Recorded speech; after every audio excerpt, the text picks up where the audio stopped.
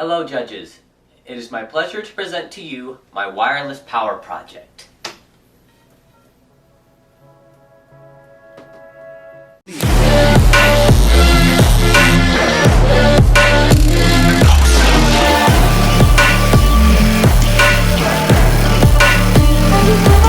When the methods for presenting your project for the science fair changed to upload a YouTube video, I was just like, no way, because I happen to have a whole freaking channel all about high voltage and electricity. Now, the reason I wanted to do this experiment is because there's really only two people I know about who use the conductive properties of the earth and the air to wirelessly illuminate light bulbs. And, well, those include the Tesla Files team, which were working back in August 2017, and Nikola Tesla himself, who actually discovered the phenomenon. So, not a lot of people, and I thought it would be a really cool experiment to do, well, at such a young age. Although I didn't learn much math or physics from this project, I did learn from experience how it works and how my body would play a role in the circuit. Now, if I were to do this experiment differently in the future, I would probably add a magnifying coil on top of my young Thor spark gap Tesla coil right here. So I could tighten the coupling and get more power, more field strength, and very efficient power transfer. Now, a science project is not a science project if it doesn't have its data. So let's go ahead and head over to the lab report and go over some of that data. My two variables will be measured in inches. The distance the light bulb is from the Tesla coil and the distance the light bulb is from the ground rod. And my hypothesis is that I will be able to successfully use the conductive properties of the earth and the air to wirelessly illuminate two different types of energy efficient bulbs, fluorescent and LED. I will now explain to you how a Tesla coil works. A Tesla coil works under the principles of induction and resonance. Resonance being when the capacitive reactance of a circuit cancels out the inductive reactance of a circuit, thus resonating at a very similar frequency and even identical. In this circuit, we have resonant pulses created by these capacitors and a spark gap, which is in the circuit down here. Okay, so here's our Tesla coil circuit. We have our high voltage power supply, which will supply 12,000 volts for the primary circuit. That will go into this primary capacitor right here. That primary capacitor will store up that energy, and once it's fully charged, it's going to spit it all out into the spark gap as a very loud and intense electromagnetic / resonant pulse. And that pulse will go through the primary coil. Now, when that spark gap fires its quick, intense, high current pulse, it goes through this primary coil and creates an outgoing electromagnetic field. A very intense outgoing electromagnetic field. This primary coil will then couple to the secondary coil, which has significantly more turns than the primary coil. Specifically around 800 turns, in contrast to the 5.5 turns that are used on this primary coil. And as that magnetic field collapses, a giant voltage is building up in the secondary coil. And for each oscillation in the high frequency resonant circuit, the voltage just gets higher and higher and higher until it explodes off the top as what most people like to call the top load. Now, a proper resonant circuit should have an inductor and a capacitor. This is our capacitor for the secondary circuit, which consists of this secondary coil and yet again this capacitor. Now, this is where all that big voltage goes from the secondary coil. So when you have a breakout point up here, it provides a low capacitance path for all that voltage to escape very intensely and very violently. But without a breakout point, your wireless transmission is actually going to be better. The sparks just decrease the performance of wireless transmission. So, as much as possible, I like to avoid breakout points. But in this experiment, I used it anyway just to make it look cool.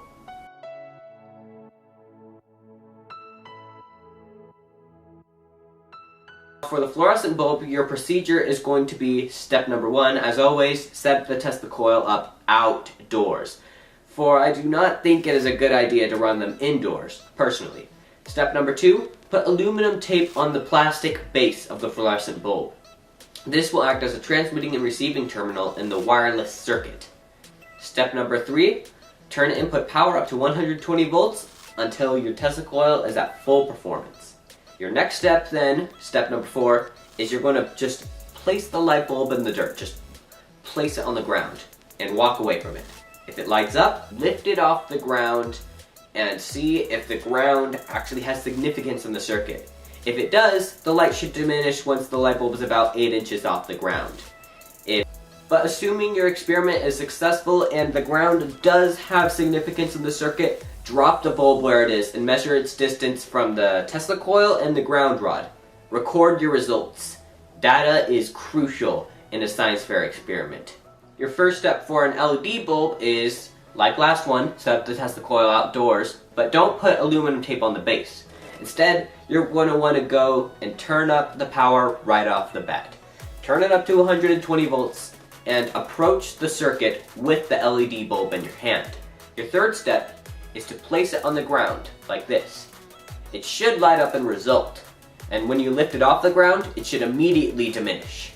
This is not like a fluorescent light bulb, and if it's even 1/4 of an inch off the ground, the light will completely diminish. And like the procedure for the fluorescent bulb, you want to drop the bulb where it is and record its distance from the ground rod and the Tesla coil, and then test the procedure in different positions.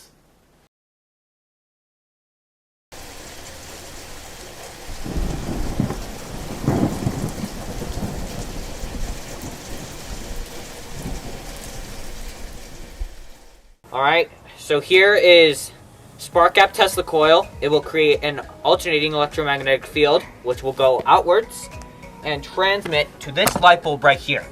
This light bulb will light up in response and send power back into the ground and through the ground rod, which will then go right back into the Tesla coil and out, which makes a complete wireless circuit. Alright, let's do it.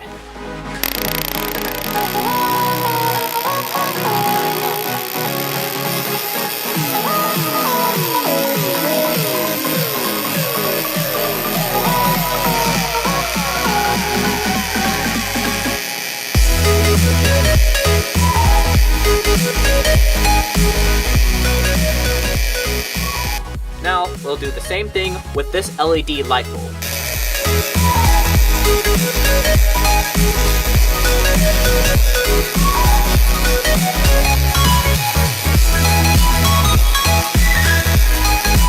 This has been a replication of an experiment performed by one of the greatest scientists in the world, Nikola Tesla, who was born in 1856 and unfortunately passed away in 1943.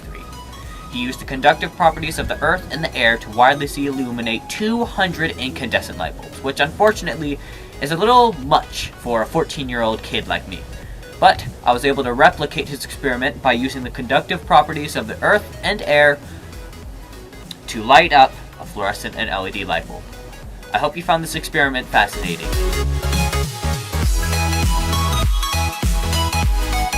A good input voltage for this right here, and that will, and since it's such a high frequency, because of the spark gap, it creates the high frequency resonant pulses. It couples to this bigger secondary coil, which consists of 800 turns of 24 gauge wire. So that makes a huge difference. Yes, the difference in the turns, the turn differential, it gets gradually bigger for every turn, and it eventually just explodes off the top. It's the same concept as a swing. If you swing at just the right force at just the right time, you eventually get bigger and higher. That's exactly how this works, except at radio frequencies. That's so cool. That's so cool. Alright, now that we have the experimentation done, we can move right to data analysis. And for the fluorescent light bulb, it was able to light up without using my body as a power antenna. The reason behind this is because the aluminum foil was replacing my role in the circuit. It was receiving and transmitting that power, because let me remind you, this is alternating current. It goes both ways. Although I did notice when I placed my hand around the bulb to pick it up off the ground to test the ground significance in the circuit, it would glow brighter once I had touched it or even gotten near it, for heaven's sake. This is because I'm a lot taller than a coil of aluminum foil. So I'm acting as a lot bigger of an antenna, therefore receiving and transmitting more power to the light bulb. Now the LED reacted a little bit more differently than the fluorescent light bulb. Now because this light bulb was a little bit more difficult to work with, it did require my body as a power antenna. But when I placed it on the ground with my hand in close proximity to the coil, it would glow remarkably bright. It was just mind-blowing. I loved to see that I was lighting up light bulbs with the literal dirt. Now for my project summary and or research plan. I got most of my research from a documentary episode called The Colorado Experiment by the Tesla Files. This is a TV show on Amazon Prime that is about this team of scientists and journalists and whatsoever are studying to find out the mysteries of Nikola Tesla, and one of those mysteries was the Colorado Experiment, where Tesla placed several light bulbs in the ground and lit them all up, and walked away from them. Research on this phenomenon can lead to, honestly, I believe, a better life. If this method is perfected to its uppermost point of efficiency, we could actually power the world without wires. Now, some questions I had before and during the experiment, and, well, I found the answer to most of them now via scientific experimentation, were, why couldn't I walk away from my light bulbs like Tesla did? Or, is the power being supplied by the ground rod or the top load? Also, what role does my body play in the circuit? My original expected outcome was just to screw any light bulb in the ground and watch it glow brightly and go, woohoo, look at me, I replicated a Nikola Tesla experiment. Well, what can I say? You live and you learn. Viewers that are just subscribing on YouTube, don't listen to this part. This is for the judges. You are not responsible if I hurt myself. It is completely my responsibility, completely my fault. I brought this upon myself. I built this Tesla coil. I paid for these parts. You are not responsible for my injuries. Very high voltages and currents are involved in this project. Voltages as high as 300,000 volts and currents as high as like 30,000 amps. Yeah, 30,000. And because this is a little bit of a questionable thing to do regarding safety, whenever I'm working on the circuit or adjusting the tuning, I will always wear my 20,000 volt lineman gloves to significantly reduce the risk of electric shock. Now for the crucial component of any science project, the graphs.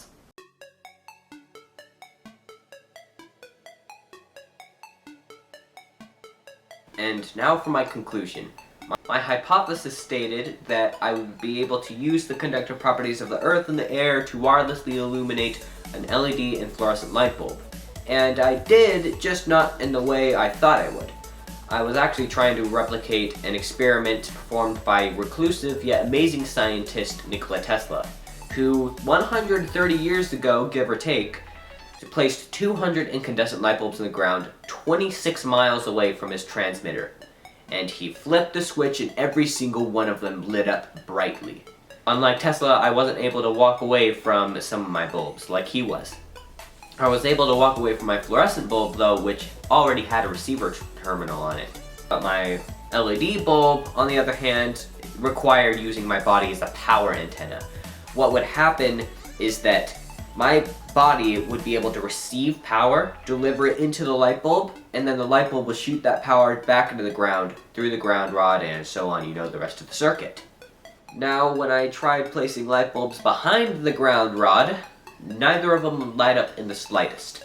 The reason being is because when power would come out of the Tesla coil, it would rather take the path of least resistance and just go directly to and through the ground rod and back into the Tesla coil. Well, it would much rather do that than go over the ground rod, through the light bulbs, through the ground rod, into the ground, and back to the Tesla coil. Overall, my hypothesis was correct because I was successfully able to use the conductive properties of the earth and the air to wirelessly illuminate an LED and fluorescent bulb. Alright everyone, thank you for watching the Plasma Prince. Be sure to leave a like, a comment, and to support my channel by subscribing so we can get closer to our 1,000 subscriber goal. Be sure to check out my Instagram where I'll keep all my personal experiments, and for channel news you can check my Facebook. Don't forget to stay safe, do your research, and stay tuned.